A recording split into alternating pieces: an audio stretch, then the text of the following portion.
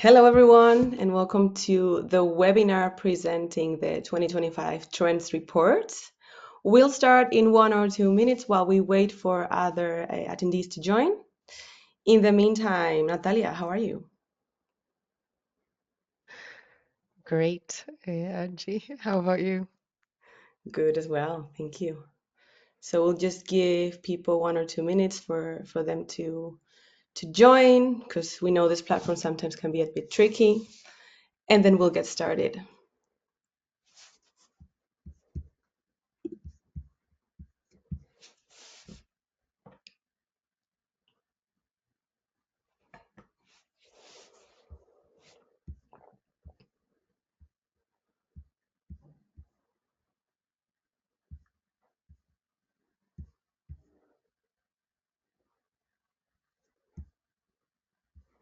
Right now, what we can see actually here on the screen is a sneak peek of the trends report, which is what we're going to talk about today.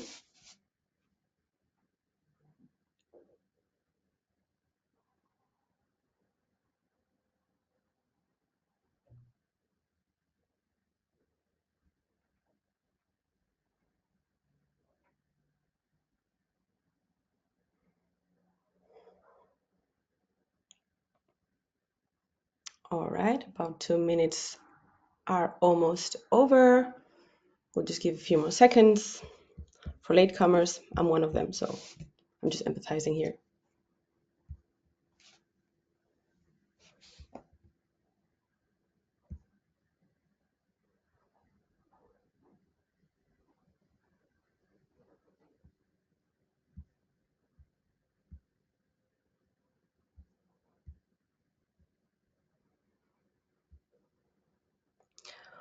All right, let's kick off then.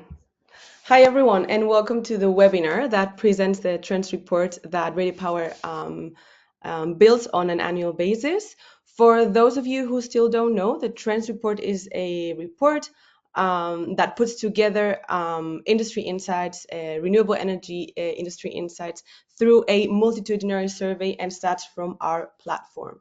It went live last week, and you should have received the trends report if you registered to this webinar. Otherwise, you'll receive a copy after the session as well.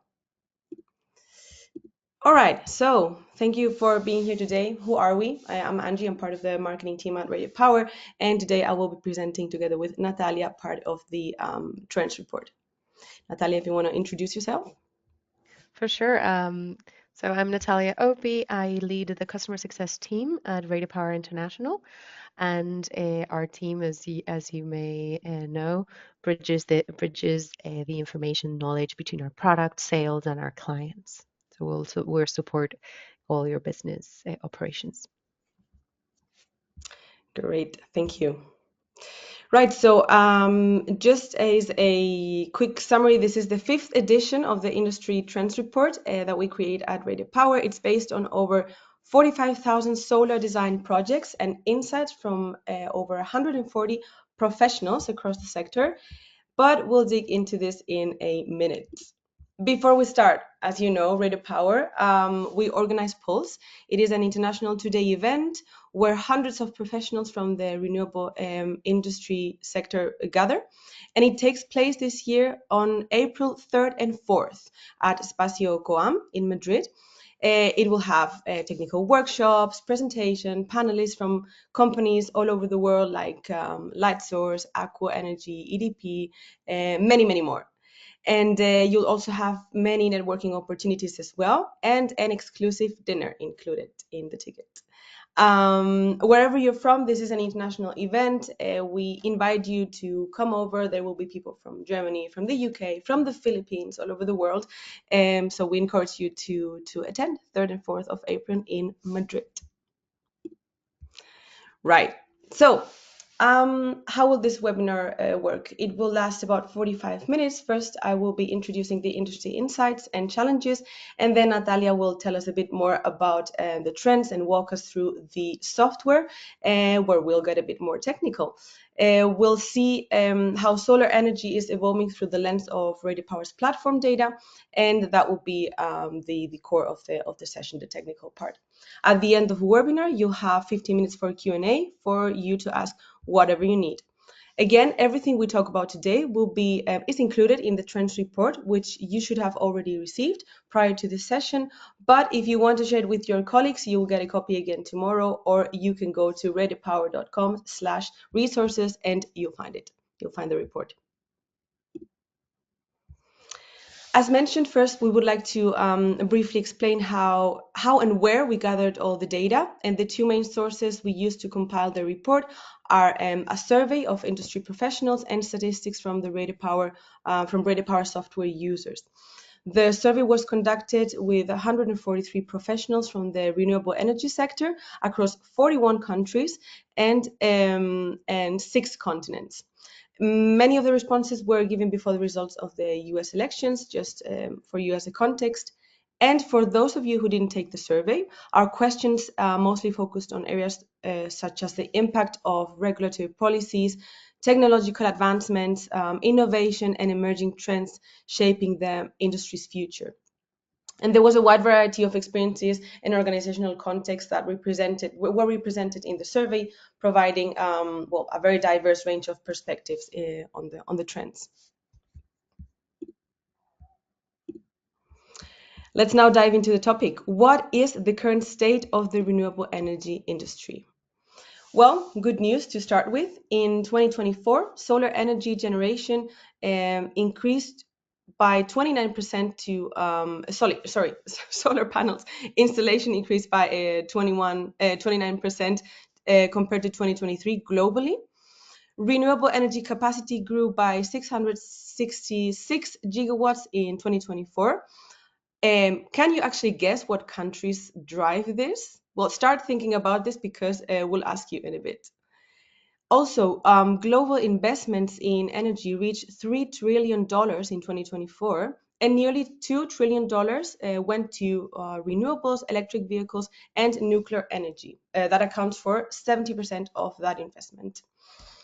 Renewable energy continues to advance rapidly, that's no surprise, and according to the IEA, renewable energy is expected to account for 46% of global electricity generation by 2030, led by, drumroll, solar energy.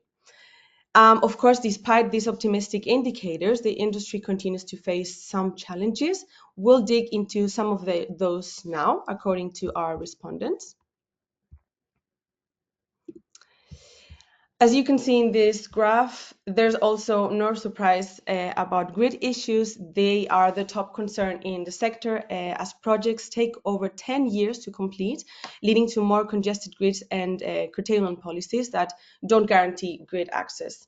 The European Commission forecast that by 2040, Europe could face a curtailment risk of 100 to 310 terawatts hour of renewable generation.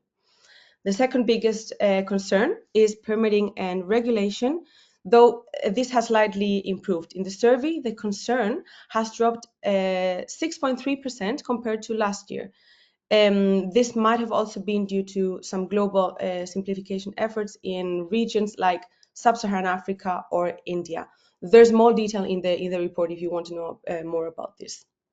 And the third concern, we won't go into detail in all of them, is the lack of government incentives. This concern has increased by almost 11% from last year, reflecting the need for more governmental support to mitigate financial risks and renewable projects.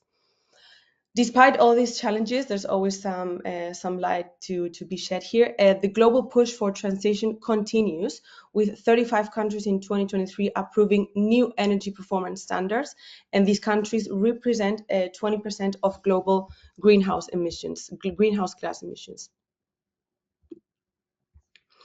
Some other challenges identified, which we won't dig into today, include lack of skilled personnel. I'm sure you're very familiar with this. Although this issue has improved, the need for a rapidly developed workforce remains critical, with an estimated 3 times more workers needed by 2030 compared to 2020. Rising costs. The concern about rising costs dropped to 9.1%, and that's nearly lower 50% lower than 2023. Land availability. This concern rose slightly to 18.2%, especially in regions with strict regulations like Europe. Recycling challenges. This issue or this concern grew significantly to almost 20%, and that highlights the need for recycling infrastructure, especially in renewable energy plants. Other challenges noted were raw material shortages and misdirected public investment. Again, on a positive note, over 33 million square kilometers in G20 countries are suitable for solar development and 31 million square kilometers for wind energy. If you want to know more, again, you can check out all the details in the trend report that you received after this session or in ratedpower.com/resources, and then you'll find the trends report. Now, let's examine some of the key current trends in the energy sector according to industry professionals. According to industry professionals that responded to our survey, the three main trends identified are storage solutions, then agri-PV, floating solar and wind offshore, and of course, AI, machine learning, and digitalization. Surprisingly for no one. Natalia, do you want to share some technical insights about this? For sure. Let's go with storage. So storage solutions is the quintessential industry trend in the survey. Respondents made clear their concerns about what's driving and slowing down this key solution. So on one hand, the perception is that we are yet to reduce storage infrastructure costs. Uh, However, according to Bloomberg, so BNEF, the kilowatt hour cost dropped to $165 dollars per kilowatt hour in 2024. That is a 40% year-over-year drop from 2023. So nowadays, the cost is less than half the cost that we had in 2019. In China, the cost is $66 per kilowatt hour compared to that 165 globally. So you have a reference. There's the second point refers to our R&D investments, and the view is that it is crucial to advance battery technology and sustainable materials because 98% of the batteries installed in 2024 were lithium ion, according to the Volta Foundation report. There's also comments regarding that clear regulatory frameworks and government incentives are needed, along with financing options for the growth of these solutions. Which states countries are driving this growth? So we can see it there. China is the leading country, having added 36 gigawatts of capacity, followed by the USA with 13 gigawatts, Europe with 10, with Germany being the forerunner, and Australia 2 gigawatts. As you can see, only China and the US account for 70% of all storage development projects for 2024. So yeah, a total of 68 gigawatts, an increase of 55% over the previous year. Okay. So the next trend that we were seeing referred to cutting edge technologies such as agri-PV. In the survey, we asked respondents what they believe is needed to maximize the potential of this technology, and the answer was overwhelmingly policy. So the industry requires policies that incentivize farmers through tax breaks and subsidies. Not that much the solar development, but the farmers wanting to introduce that technology into their fields. Why? Because we need to insulate those farmers from the energy price spikes. This technology is really interesting because the partial shade helps moderate temperature, reducing water evaporation, and protecting the crops from extreme meteorological conditions. Why does everyone believe that policies have a great influence in this sector? Because we have examples. So as you see there, Germany, France, Italy, and the Netherlands, they did implement regulations adapted to agriculture and electricity production. And we saw over 200 agri-PV projects in those regions. For the offshore wind, there are still challenges, as we know, so supply chain disruptions, high upfront costs, and operation and maintenance cost, given the extreme harsh meteorological conditions of the marine environment. But the race is on. So as you see there, the countries dominating the market are China, with almost 7 gigawatts of capacity, representing about 63% of the total capacity added globally last year. Netherlands added 1.7 gigawatts. And we have mentioned the United Kingdom and the United States because in the UK, there were secured agreements for 9 plants in a renewable energy auction with the aim of generating energy for 11 million homes through those offshore projects. As for the US, they awarded concessions for the first commercial sale of floating offshore wind farms in the Atlantic. So advancements in those regions too. Okay, so a bit on floating. The expectations are that we see 20 gigawatts added to the energy landscape between 2024 and 2030, only on floating. However, we still face some challenges that are high initial installation, maintenance, and operation costs. That we need to minimize the environmental impact that these plants are do generate, such as the harm to aquatic ecosystem, biodiversity, etc. And also there's always the risk of corrosion. So we have to enhance the durability to withstand those harsh weather conditions better. Okay. Lastly, let's talk about the main topic, that is in artificial intelligence, or inteligencia artificial. Sorry for the changing in those two, AI or IA. However, the digitalization of the energy market worldwide was valued at approximately 49.5 billion US dollars in 2023.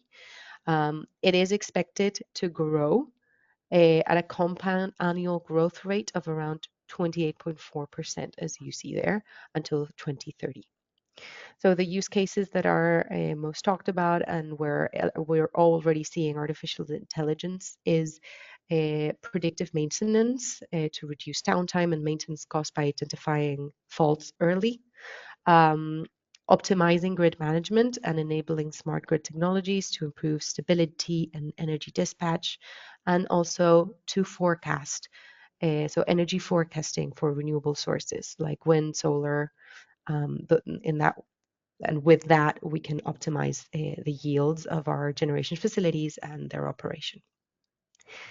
Enough with me speaking for now. So let's go to a little poll to transition to our next section. I would love to hear from our attendees. Which countries do you think have the highest renewable capacity growth potential for 2025? So where are we going to see the most development this year uh, for renewable energy? Yeah, you should have a poll pop up in your screens, right? I'm excited to see what people think as well.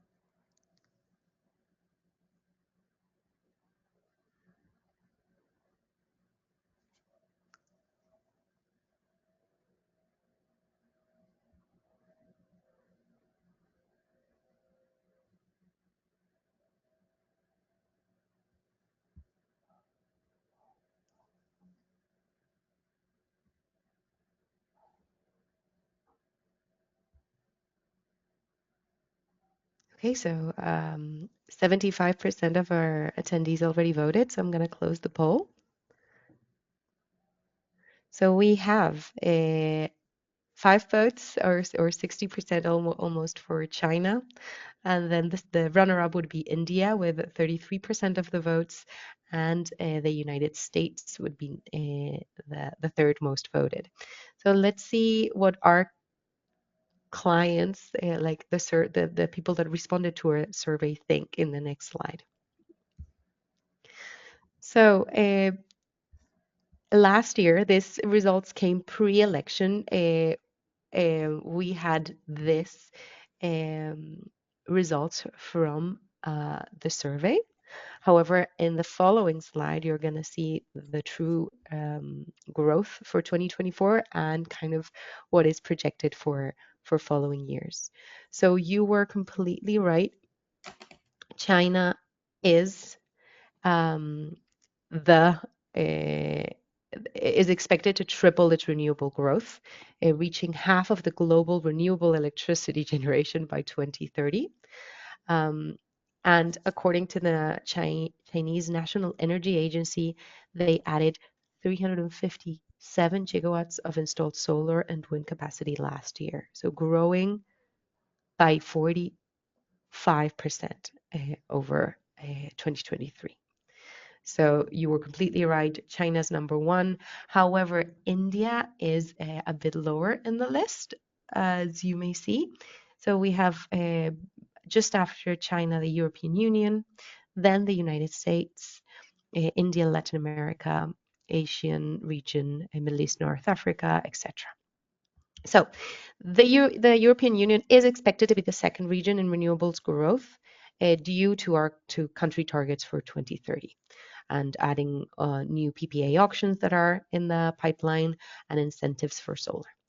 And then for the US, why is it in third place? Well, there is uncertainty about Trump's support for renewable energy initiatives, especially with all the tariffs that were imposed on China and the rest of the world. However, today, investment tax credits, so ITCs, are still online, and only parts of the IRA, so the Inflation Reduction Act, and the Infrastructure Investment and Jobs Act, so the IIJA, have been frozen. And those are parts that are related to the electrical vehicle industry.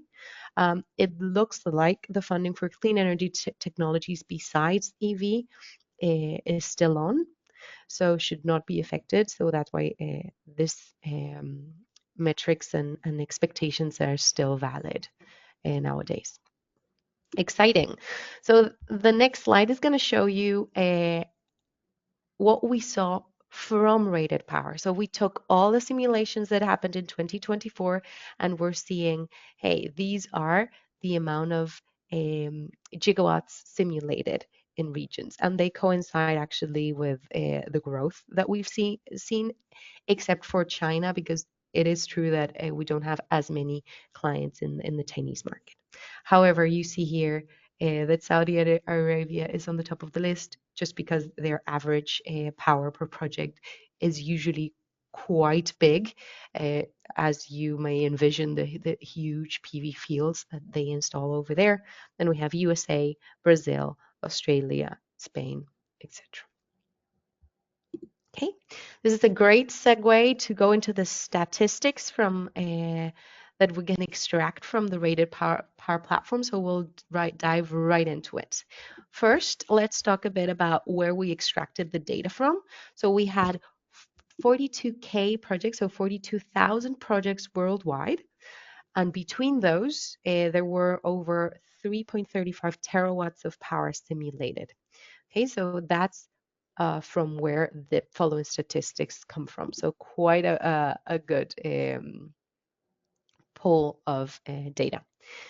This is my favorite graph of them all because it clearly shows how since Q4 2019, so approximately 5 years ago, we were an industry that was predominantly using monofacial modules, and how that has exponentially decreased with a clear trend towards bifacial, where bifacial dominates the market nowadays with almost 95% of the market share. So these are the main manufacturers that we've seen our users use, with the top three being Trina, Solar, Jinko Solar, JA Solar, and then Canadian Longi, Risen, etc. Now let's go towards the inverters. So is there a clear trend? Well, yes, we see a clear trend towards string inverter favored against the central inverter. However, this trend is much more linear, as you see. We don't have that logarithmic trend. And right now, we see that around 38% of the designs use central and the rest string. However, we were thinking about why would this be, or what kind of projects use central, what kind of projects use string, and we found the following. And it's that generally, oh, well, next slide, Angie.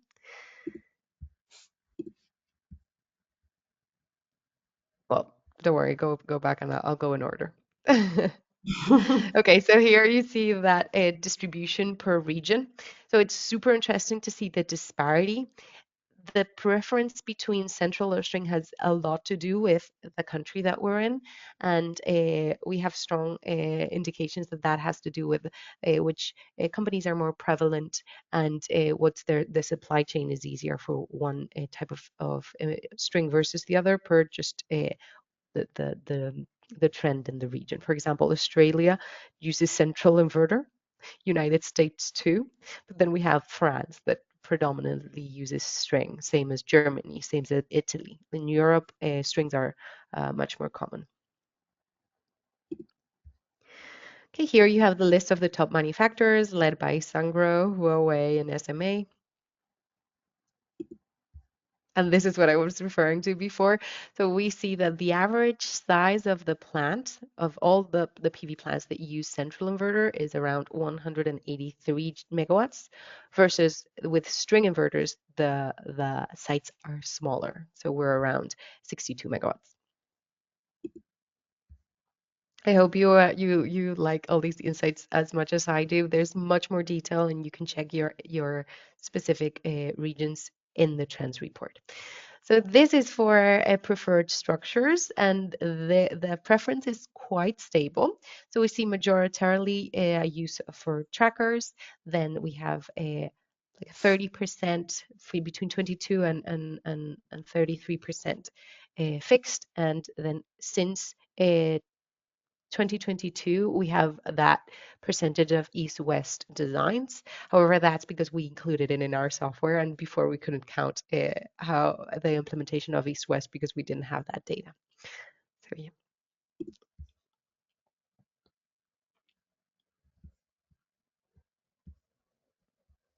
can you go to the next slide, please? Yeah. Great. So here we have the top structure manufacturers, and 22% of the market share is on Nextracker.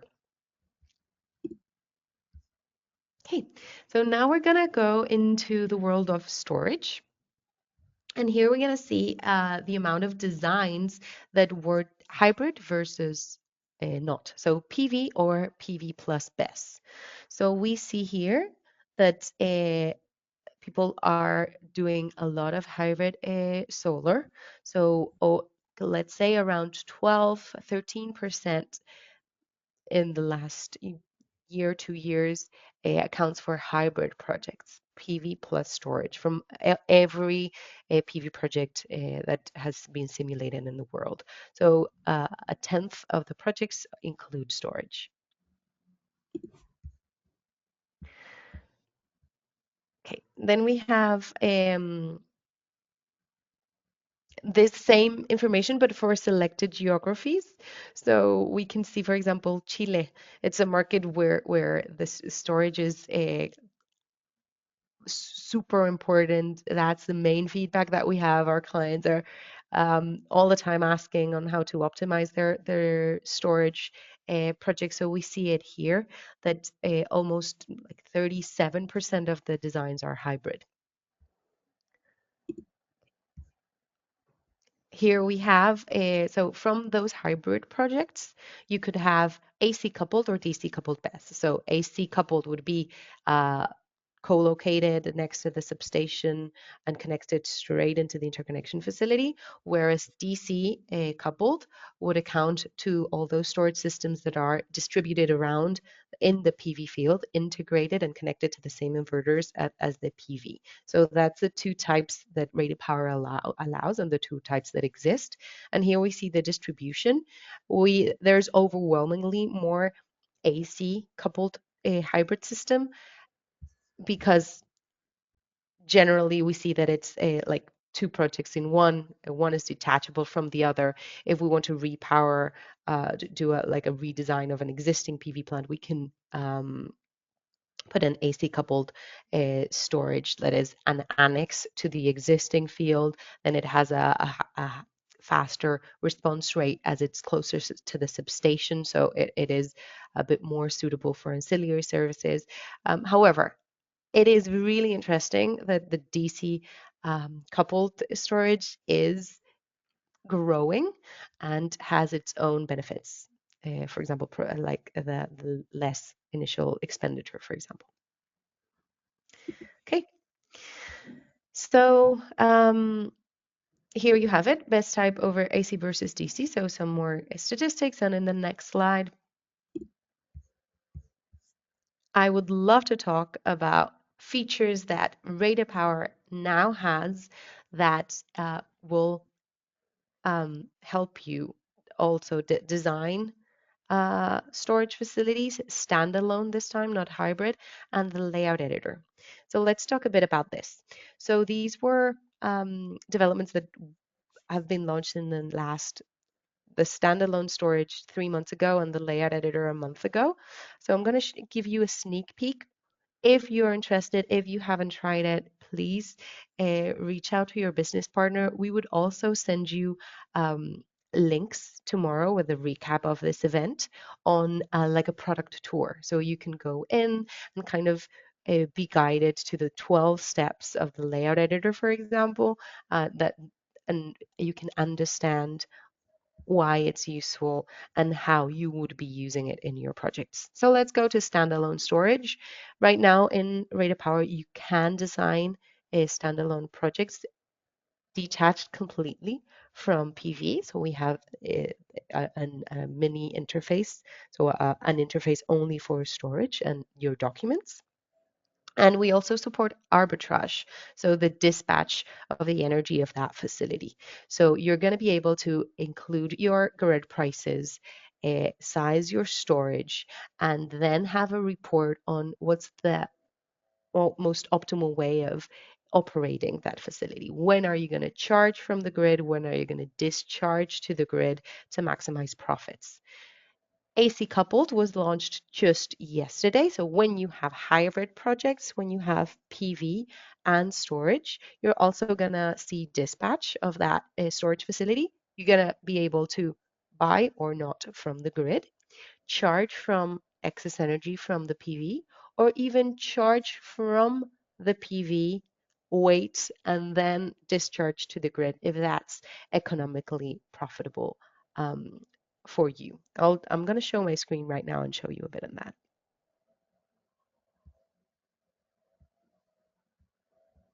Okay.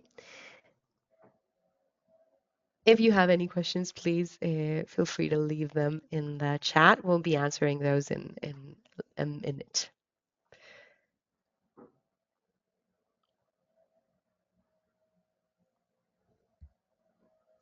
Okay, so hopefully you're seeing now our interface. Mm-hmm. Here, when we are in a project, for example, this one that's called Trends Report Webinar, when I click a new design, there's a little arrow here, and we're going to be able to select standalone BESS. So when we're here, it's going to zoom into our facility. This is the storage area that I'm going to be using and its connection to the grid. And here we're going to see some sections that refer to the storage requirements, the layout, and this one with the dispatch. So we're going to be asking our users for the round trip efficiency, the initial state of charge, max, minimum, maximum, the cycles per day that you're aiming to run, and the degradation. In the financial piece, You can also add the variable price for the grid, um, and as well as other values on the grid, electrical, etc. So you will have your design like this one with all these documents ready to be downloaded and studied. As for the layout editor, let's see this tool super fast. So basically, we're going to have an existing implementation run in RatedPower as usual. And we have a new option now that's called Edit Layout. So if we click here, this tool is going to allow us to interact with that layout and then run it so that all our documents match completely with this kind of custom design that you're creating. What are the options? We're going to be able to edit structures, edit roads, power stations, and yeah, those three mainly, or just select multiple. But what options are we going to see here? So whenever we click, let's do structures. So I'm going to click a structure. I'm going to be able to delete that. I'm going to be able to connect that instead. So this one is connected to this power station. I could decide, okay, this one is actually going to be connected to this power station. We could do that. We could align it to the restricted area that we see here. Then we could like change our roads, change the position of our power stations, etc. So that's the idea of the layout editor, and we're really excited. We've seen great use of the tool, and now we can go to the conclusions of this presentation. Great. So I'll take it here to try and sum up some of the findings of the report. It's quite difficult to this all up, but we found six main points. First, the renewable ecosystem remains resilient despite changes in international relations, and solar energy will be contributing to lead the momentum. There are still concerns about permitting and regulation. They are decreasing, but of course, grid stability remains a pressing issue. Key markets such as the United States, China, and the Europe region are focused on achieving ambitious green goals, and with growing confidence in the sector as technological advancements improve reliability and efficiency. Then innovation and digitalization will be key to develop further. To maintain momentum, industry players must diversify resources and expand their regional reach. This is also something we found out. Respondents were very keen on that. And finally, government support and strong market demand will drive unprecedented growth in renewable energy. Probably none of these are surprising for you, but it's interesting to see how they match with the perspectives of the market and the trends that we found as well. Right, I think that should be it, and it's time for questions now. I see we have two in the list so far. One, what has the adoption of these features, standalone base arbitrage and custom layout builder, by users been like since their release? That's the first question. Natalia, if you want to answer that one. I do have some figures. I know that 2% of all storage simulations, so hybrid and standalone, are standalone in the last month. We expect that to gain momentum slowly but surely.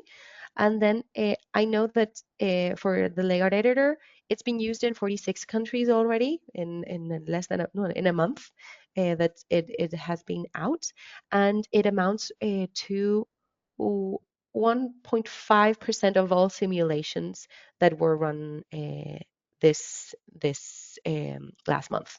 So yeah, 2% of all simulations in RatedPower, and that's saying a lot, have been using Layer Editor.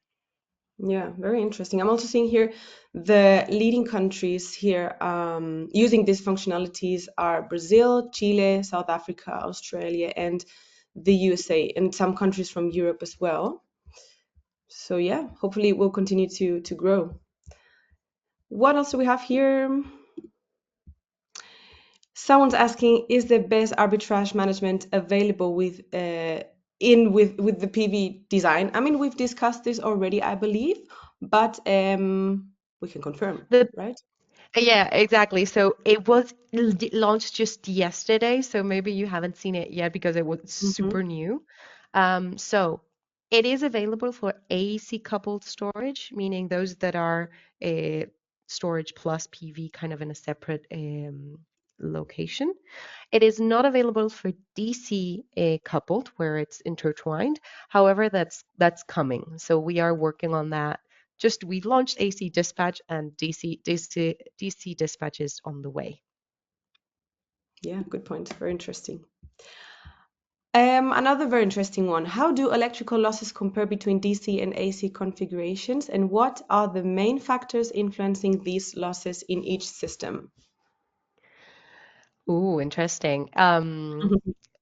So